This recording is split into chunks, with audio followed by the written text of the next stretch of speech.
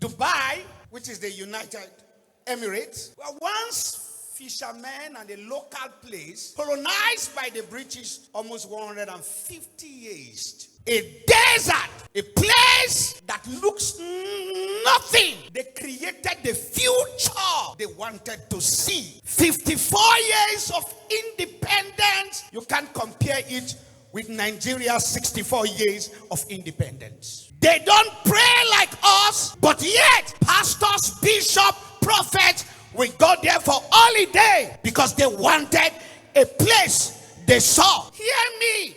Creating a future is not only by speaking in tongues. You can speak in tongues and there is no intellectual capacity translation of vision to reality. One of the greatest problems we have a praying church and not a planning church.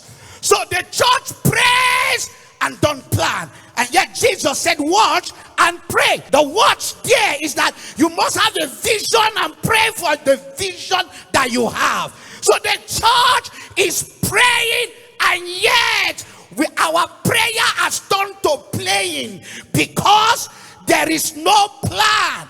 Prayer is important for a brighter future, but hear me, where we don't deploy planning, intelligence, wisdom, workability, and visualize the future we want to see by what we do now, and we think everything is going to happen by good luck, by will, we are going to remain where we are. A nation under a British colony for almost 150 years got independence. They turned a desert to a capital city of money. Oil everywhere. Not just that.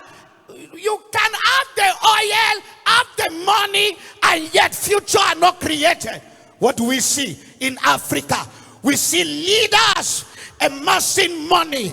We see leaders stealing money from the treasury, building stomach infrastructure program for themselves and the family without a broader plan for the next generation. So we have a bunch of youth without any support coming out to be fraudster. The moral decadence we have in the society and the failure of the youth is that our fathers have eaten grapes of corruption and have eaten the future of their youth and expect their youth to perform when there is a paralysis and breakdown in the system that should create a future. Our leaders have eaten the future and expect to see a future.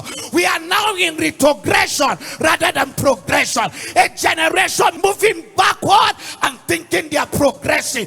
We have gotten a lot of agenda, but the agendas are agendas for siphoning money abroad and all. The problem we have in Africa, we don't have visionary leaders. We have just some statements of political manifesto that are not going to be interpreted. Some are elected into position, don't even have a blueprint, they don't have a plan, they just come in, get federal allocation, and yet get dislocated and disconnected.